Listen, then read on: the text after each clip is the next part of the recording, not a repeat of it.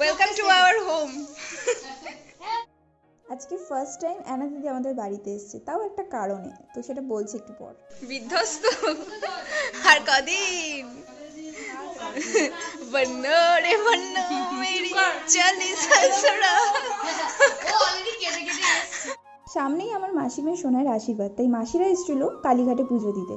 আর কালীঘাট থেকে আমাদের বাড়ির ডিস্টেন্স খুবই কম, তাই জন্য মাসিদের বললাম যে তোমরা আমাদের বাড়িতে চলে আসো, আর মাসিরা রাজিও হয়ে গেল সেই মতো।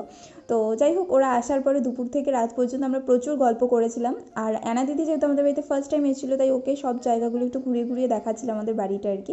তো এরপরেও আবার আসবে, ওর আইবুড়ো ভাত আছে সোনাইয়ের, তো যখন সবাই মিলে একসাথে আসবে তখন আরও অনেক মজা হবে।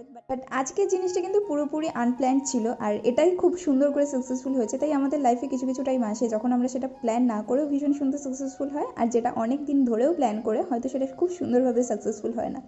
তো থ্যাঙ্কস ফর ওয়াচিং, টাটা।